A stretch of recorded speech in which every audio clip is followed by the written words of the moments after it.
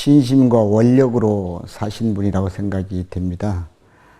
우리가 화엄경에서도 얘기했듯이 신앙의 기본은 신심으로부터 출발한다고 했는데, 스님께서는 일생 동안 신심의 사표가 되시는 모습을 저희들에게 보여주셨고, 또 일생 동안 폐허가 된 오대산을 복원하는 데 큰 원력을 세우셔서 입적하실 때까지 그 일념으로 사신 분이라고 저희들이 배웠습니다.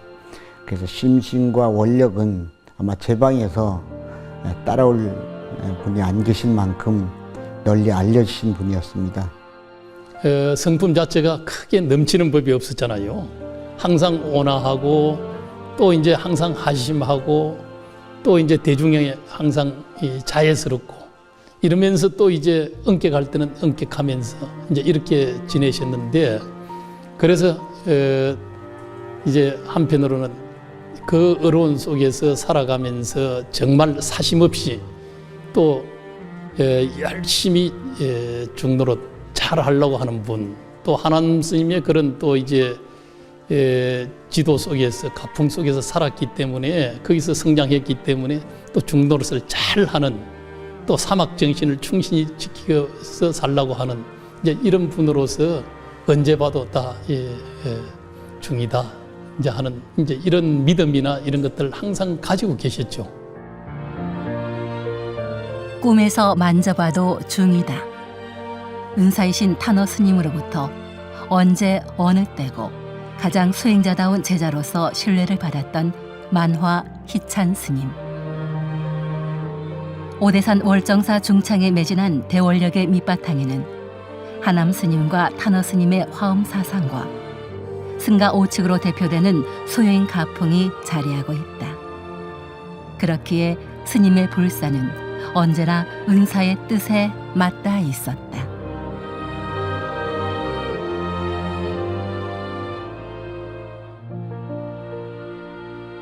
탄어 스님께서 이제 초기에 수도원을 개설해서 여기 월정 사는데 너무나 이제 어렵고 힘들었잖아요. 그런 속에 삼청 영은사에 가서 또 이제 이 수도원을 2차적으로 또 이제 거기서 회상을 또 열었었거든요. 이제 그래서 이제 월정사에 또 조금 더 방상구를 하나 지어서 이제 탄원 노스님을 여기서 모시고 여기서 이제 또 그런 일들을 하고 싶다고 하는 또 이 발언 속에서 아마 방상구를 지어서 이제 탄원 스님을 월정사에서 그런 수도원, 또 탄원 스님의 원력, 소위 역경불사 이런 것들을 하시게끔 이제 그런 마음으로 이제 방상을 지으신 거죠. 탄원 스님이 그 어려움 속에서 시주탁발을 하면서 전혀 국가 도움 없이 8만 대장 화엄경을 10년 동안 원고를 근근히 해가지고 출판을 했고, 여기에 감자옥수했던 그런 고냉지 채소를 팔아가지고 복원하는 그 정신. 경전 보따리를 짊어지고 이곳저곳 옮겨다니는 은사 스님을 제대로 모실 곳부터 마련한 스님은 곧이어 스승의 위대한 사상을 꽃피울 가람을 조성하기 위해 대웅전을 건립하기 시작했다. 지금도 월정사 대웅전은 전국의 어느 법당 못지않게 규모로 보나 그 구성이 아주 훌륭하게 잘 지어져 있다고 볼 수 있는데, 그 법당을 완공하는 시기는 굉장히 어려운 시기였습니다.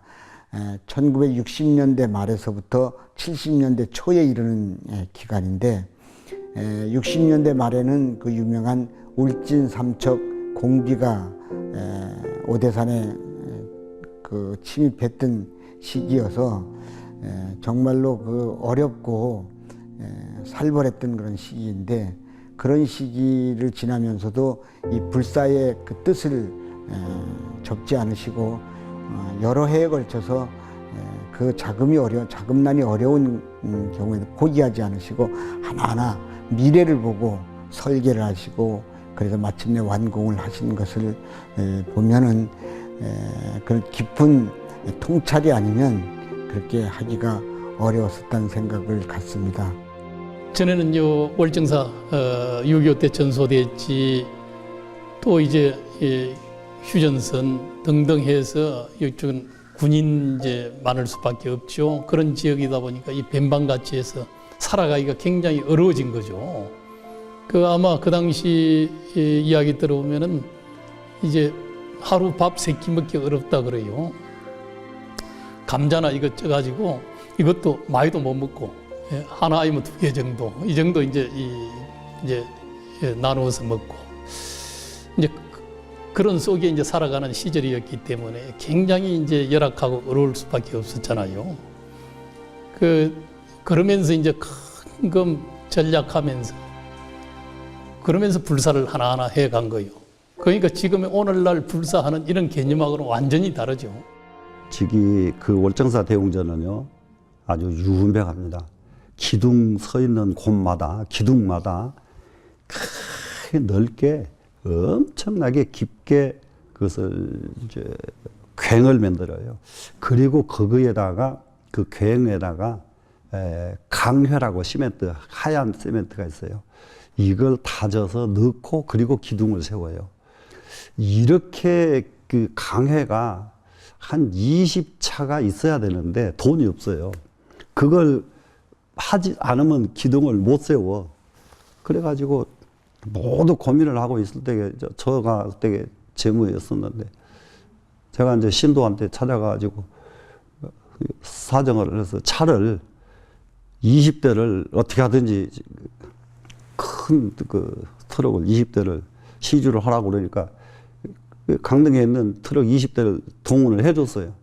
돈은 하나도 없이 강에 파는 회사를 가가지고 다 실어가지고 월정사로 보내놓고 제가 저 월정사 재무인데 이거 언제까지 갚아드리겠습니다. 근데 나이가 새파랗게 애기가 가서 그렇게 하는데도 그 사장이 두말 않고 그냥 합장하면서 그렇게 하세요 그러더라고요. 그래서 불사라는 거는 참 사람이 그렇게 감동을 하나 봐요. 그래서 이제 그 상냥식 하는 날 그 돈을 갚은 일도 있고 돈이 없어요. 절에서는 꼭 그 나무가 있어요. 요 나무라 해야 되지만은 국가에서 볼 때는 그거는 뭐 국립공원지구다 무성천지구다 허가가 안 나는 거야. 그럼 우리 스님이 그러면 한번 해볼 때는 해봐라. 나는 법당 짓다가 죽어도 내가 할 테니까 하고 자르는 거예요. 그리고 우리 스님은 상관없는 거예요. 가면 심지어 아주 공헌하에서 말사 주지들 신도들 다 한번 있는 자리에요. 그래서 내가 법당 짓다가 형무소가 3번 4번이 아니라 10번 가더라도 하겠다는 거예요. 그 내가 밤새도록 편지를 써서 우리 스님 앞으로 그 양면괴지에 안팎끝으로 깨알같이 안팎끝으로 편지를 써서 그 내용은 스님 평생을 스님의 평생 모든 것을 바쳐가지고 월정사 재건에 매진을 했는데 결과가 뭡니까? 스님 형무소 가니까 재판할 스님 통장에 돈 10원 없고 변호비 한 번 해준 사람 하나 없고 월정사도 정 스님을 외면했고 모든 문도도 스님 외면 다 했잖냐고. 근데 스님 더 뭘 또 어떻게 하시냐고. 그래 부디 스님 다 방아차 가시고 스님 선방을 가세요. 나는 공부하러 갑니다 하고 서울로 올라와 버린 거예요. 사판의 일이란 세상의 온갖 일과 부딪히는 것은 물론이고 삿된 이해관계에 얽혀들어 자칫 때가 묻거나 상처를 입게 마련이다. 삼판을 둘러싸고 이권을 앞세운 이들 그리고 불사의 무관심한 문도들 속에서 무모하리만치 순수했던 스님은 4차례나 감옥을 오갔고 그 기록은 더 이상 스님을 절에 머물 수 없게 했다. 스님이 떠난 월정사는 분란과 혼란이 이어졌고 오대사는 다시금 희찬 스님을 필요로 했다. 그때 고은사 지지가 도우 스님 그분이 고은사 주지를 하고 있었어. 그래 그리 갔던 모양이에요. 가니간에 마침 안동포기당 주지가 비어가 있었던 모양이에요. 그 절을 그때 짓다가 말았습니다. 안동포기당도. 그러니까 도우 스님이 우리 스님을 그리 보니까 우리 스님이 그러니까 업은 못 면해 또 그 절도 그동안에 또 또 완공을 시켰어. 한번 생각해 보세요.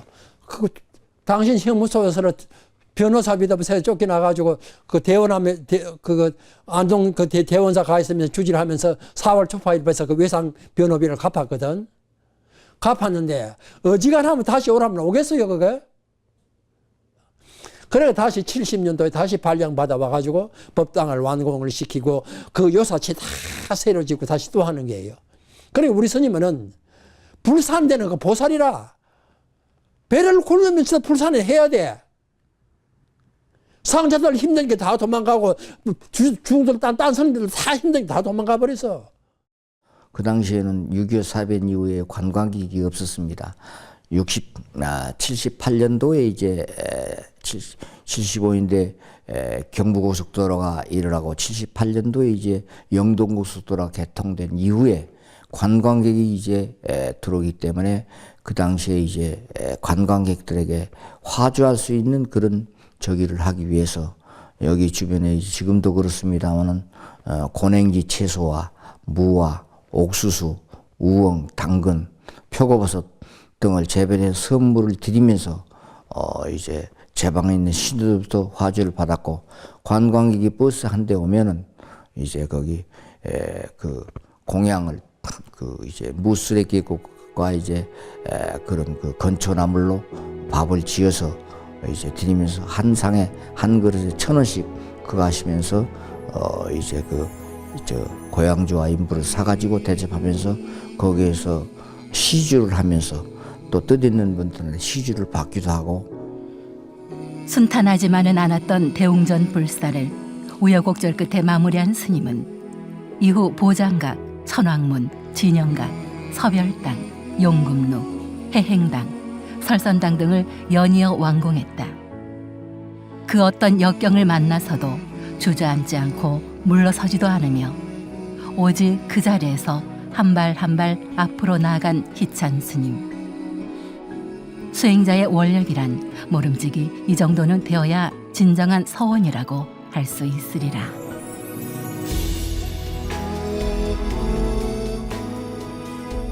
한 번 이루어지면 한 번 죽고 한 번 성대하면 한 번 쇠퇴하기 마련이다.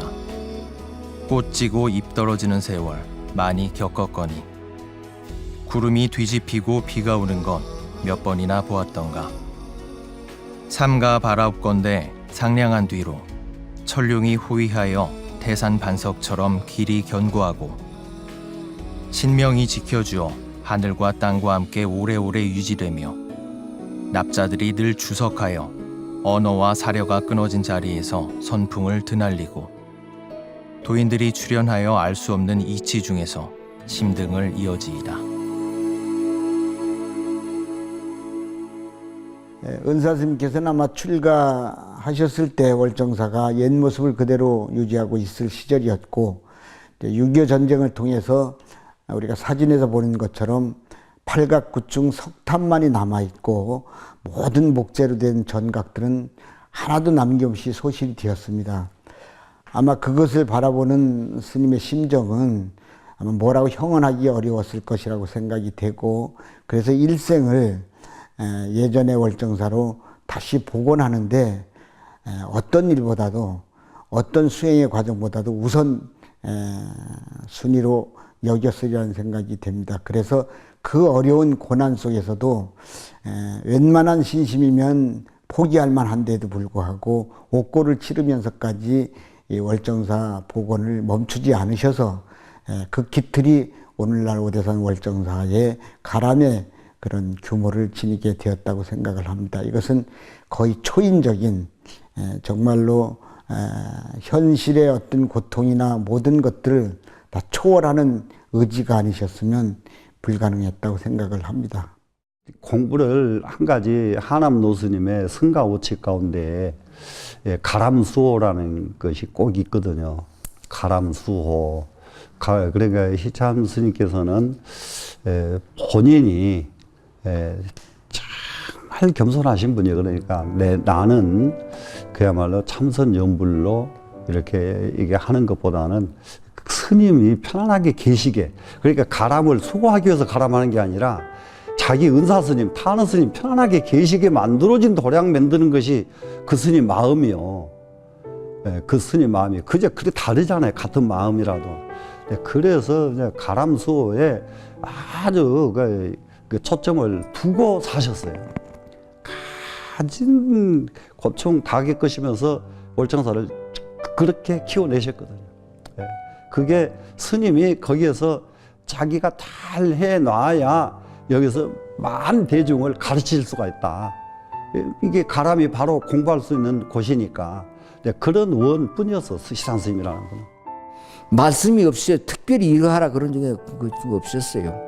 다만 아침 예불, 그 다음에 공양에 참석하는 것, 대중울력이 안 나오는 것, 이 세 가지를 대중울력, 기와가 도착하면 기와를 내려야 되고, 여름에는 풀을 뽑아야 되고, 새벽에 일어나서 무슨 저기 하면 울력을 해야 되고, 마당을 쓸어야 되고, 눈이 오면 겨울에 눈을 치워야 되는데 안 나타나는 것, 식사 공양 시간에 안 나타나는 것, 새벽 예불에 다른 때는 그만두고 새벽 예불에 안 나타나는 것, 새벽 예불에 그것이 1년 농사라고 그랬고 하루의 농사라고 그랬습니다. 거기서부터 시작한다 그랬습니다. 그 추운데 소솔 떨고 그렇게 도량식에서부터 저기라고, 도량식 하는데 5분만 늦어도 야단나고, 그 울력에 제 시간에 울력 목탁 안 치면 야단나고, 대중 공양하는데 참석 안 하고 그러면 야단치시고, 그 세 가지가 이제 하루 일과 이제 중점이셔서 다른 적임은 없었어요. 평소에 가르침이고 특별히 저기 하는. 다만 아침 예불 끝나고 나서 이제 원각경 그 강설과 한마디씩 이제 돌아가면서 강설하는 것, 그 부분이 그 스님께서는 초지일관하셨고. 하남 스님이 이제 제시하신 그런 이제 성가 오칙을, 그걸 이제 월정사 주지를 사시면서도 이제 거기에 입각해서 다 이제 구현하려고 그랬고, 또 이제 이 어려운 복음불사를 하시면서도 항상 그러한 가풍이 유지될 수 있게끔 그 이제 일상의 삶 속에 다 그런 것들을 구현하려고 했죠. 그래서 예불에서부터 또 쉽게 대중이 함께 사부대중이 또 이제 원각경 보안장을 항상 아침마다 이제 이 독송을 한다든지, 또 이제 시간이 나면은 또 자선이나 또 오후에는 항상 울력을 한다든지 이러면서 시물을 아끼면서, 그러면서 대중이 공동체로서 여법히 살아갈 수 있는 이제 이런 지도를 하셨다는 생각을 합니다. 1952년 동별당 상량을 시작으로 1979년 설선당 준공까지 월정사 중창에 모든 것을 바치신 희찬 스님. 그것은 하남 스님의 소행 가풍과 승가 오칙을 잇는 길이었고, 탄어 스님의 역경불사와 인재불사를 뒷받침하는 길이었으며, 당신 스스로 열어가는 오직 부처님을 모시고 부처님의 가르침을 올곧게 실천하는 진정한 수행자의 길이었다. 아침에 기상과 기침과 새벽 예불과 더불어 저녁 취침과 더불어 향하는 것은 부처님 법과 부처님 위의와 부처님의 포교와 이 가람수호와 이런 정진 일념뿐이 없기 때문에 신도를 제접하고 기관 제접하고 이런 행정이나 이런 것뿐만 아니라 어떤 가르침에 딱 매어있는 그런 저기가 아닙니다. 딱 매어있는 그런 저기고, 그 전날에 이제 타너 스님이, 마나 스님은 타너 스님의 그 사리탑을 봉안하려고 제 방에 사리탑을 찾고, 제 방에 선사 스님들이 있는데 저 전라도 태안사에 그 큰 스님의 부도를 그 참배하고 돌아오셔서 밤늦게 돌아오셔서 주무시고, 그 다음날 아침에 새벽에 그렇게 됐다고 그러는데, 그 당시에는 그 위에 중대에서 기도 중이었습니다. 그런데 참 그런 저기를 해서 지금까지도 참 어떻게 그런 일이 있을 수 있는가. 그런데 이제 그렇게 돌아가셔서 참으로 암담한 그런 저기가 있었습니다. 그 이제 탄어 스님께서는 사흘 이제 다세, 29날 이제 입적을 하시고, 만화 스님께서는 이제 동짓달 초6이죠. 이때 이제 입적을 하시게 됐는데, 한 해에 이제 두 분이 다 돌아가시게 된 거죠. 그러다 보니까 오대산에 큰 하나의 이제 대들보 기둥이 다 무너지듯이 이제 이렇게 됐는데, 정말 오대산이 이제 이 어려운 환경으로 이제 접어들면서 굉장히 이제 시비가 더 높아지는 이제 그런 시절을 이제 또 맞이하게 됐고, 그 두 분의 이제 그런 뭐 오대산에서 이제 그런 이제 차지하는 비중이랄까, 또 어른들이 그런 그늘이 얼마나 컸다 하는 것을 이제 느낄 수 있었죠. 지금은 어른 같은 어른도 없고 또 어른을 모실 아래 사람도 없어. 어른이 뭐라고 야단친다고 해가지고 받아들일 사람도 없고 야단칠 사람도 없고, 그냥 그놈이 같은 놈들이에요. 그래. 나도 마찬가지라. 어른 할 자격이 없는 사람이에요. 그러니까 그 어른과 아래 사람과 그 관계가 우리 윗세대, 우리 은사스님 그 세대에서 끊어진 거예요. 나는 지금도 꿈에도 들어 우리 스님 들어 보여. 내가 어른으로서 과연 대중 앞에서 어떻게 내가 처신을 해야 되느냐 할 때는 가만히 스님 생각이 나는 거예요. 그리고 스님은 어지간히 아파가지고서는 예불 안 빠지거든요. 예불 아침 기도 안 빠지거든. 그건 나는 조금만 아프면 안 하거든. 그래, 그래서 보면은 내가 10번 죽고 다시 태어나도 우리 스님 앞에다 한참이구나 하는 생각을 하는 게. 허물어진 도량을 일으켜 위대한 스승의 가르침을 다시 꽃피우려 한 만화 희찬 스님은 참선, 염불, 간경, 의식, 가람수호 어느 것 하나도 어김없이 일념으로 받들었다. 하남 스님께서는 이렇게 하라고 하셨어. 탄어 스님께서는 이렇게 하셨지. 늘 어른 스님의 가르침을 되새기고 그 가르침을 남김없이 후대에 전하려 한 스님의 절절하고도 간절한 말씀은 지금도 월정사 도량 안에 가득하다.